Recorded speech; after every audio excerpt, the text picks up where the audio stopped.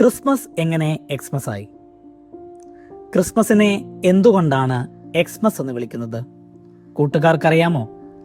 ആ പ്രയോഗത്തിന് പിന്നിൽ ആയിരക്കണക്കിന് വർഷത്തെ ചരിത്രമുണ്ട്. യഥാർത്ഥത്തിൽ എക്സ്മസ് എന്നതിലെ എക്സ് ഇംഗ്ലീഷ് അക്ഷരമാലയിലെ 24-ാം അക്ഷരമല്ല. അത് ഗ്രീക്ക് അക്ഷരമാലയിലെ ഗീ എന്ന അക്ഷരമാണ്.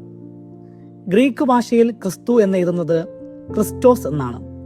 ഈ വാക്കിന്റെ ആദ്യാക്ഷരം എക്സ് ആയതിനാൽ പുരാതന കാലം മുതൽക്കേ ക്രിസ്തുവിനെ സൂചിപ്പിക്കാനുള്ള ഒരു ചിഹ്നമായി എക്സ് ഉപയോഗിച്ചിരുന്നു.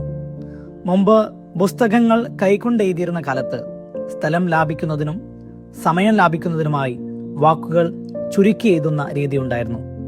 ക്രിസ്തുവിനെ സൂചിപ്പിക്കാൻ ഇൻറ്റു, കുരിശിനെ സൂചിപ്പിക്കാൻ പ്ലസ് ഒക്കെ അക്കാലത്ത് വ്യാപകമായി ഉപയോഗിച്ചിരുന്നു.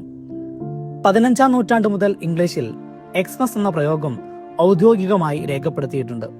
ഇന്ന് പരസ്യങ്ങളിലും ലഘുലേഖകളിലും കുറഞ്ഞ സ്ഥലത്ത് കൂടുതൽ കാര്യങ്ങൾ ഉൾപ്പെടുത്താനാണ് എക്സ്മസ് എന്ന് ഉപയോഗിക്കുന്നത്. എങ്കിലും എക്സ്മസിനെ ക്രിസ്മസ് എന്നാണ് വായിക്കുന്നത്.